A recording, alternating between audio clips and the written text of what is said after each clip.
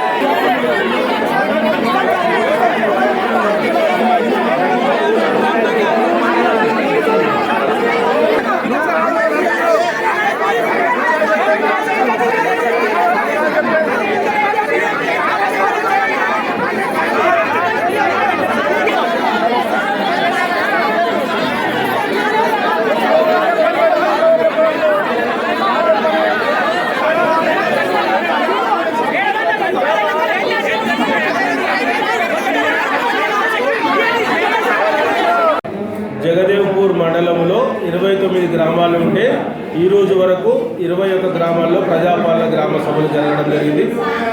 ఈరోజు ఉదయము జగదేవ్పూర్ స్థానికంగా ఎంపీడీఓ గారి ఆధ్వర్యంలో వివిధ శాఖల అధికారులతో గ్రామ సభ నిర్వహించాం.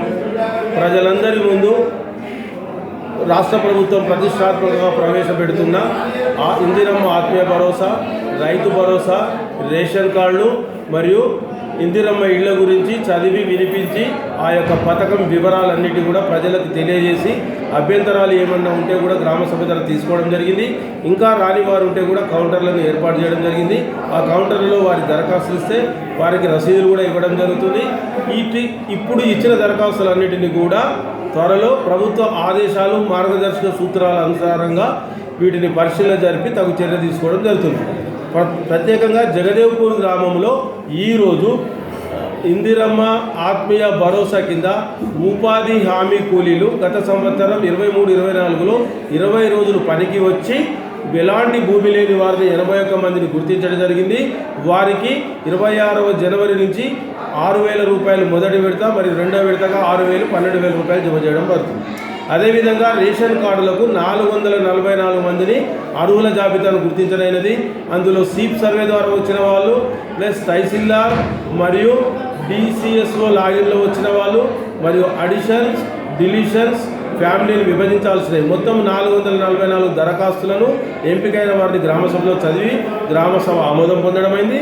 వాటికి కూడా 26వ జనవరి నుంచి కొత్త రేషన్ కార్డులు విడుదలవుతాయి. అదేవిధంగా ఇందిరమ్మ ఇళ్లకు సంబంధించి స్థలము ఉండి ఇల్లు కట్టుకుంటా అనేవారు 375, స్థలము లేకుండా ఇల్లు కట్టుకునే అనేవారు 51, మొత్తం 426 దరఖాస్తులు అర్హుల జాబితా. ఇట్టి అర్హుల జాబితాను గౌరవ జిల్లా కలెక్టర్ ద్వారా, మంత్రి ద్వారా నియోజకవర్గానికి 3,500 ఇళ్ళు టార్గెట్ పెట్టారు.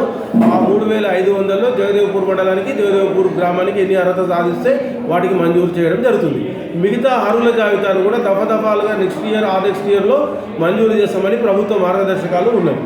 అదేవిధంగా ఈ 4 పథకాలకు సంబంధించి గ్రామ ప్రజలకు సవివరంగా వివరించి వారి అభ్యంతరాలు స్వీకరించి రాని వారికి కూడా కౌంటర్ల ద్వారా ఏర్పాటు చేసి త్వరలో పరిష్కారం చేస్తామని సందర్భంగా తెలియజేస్తాం.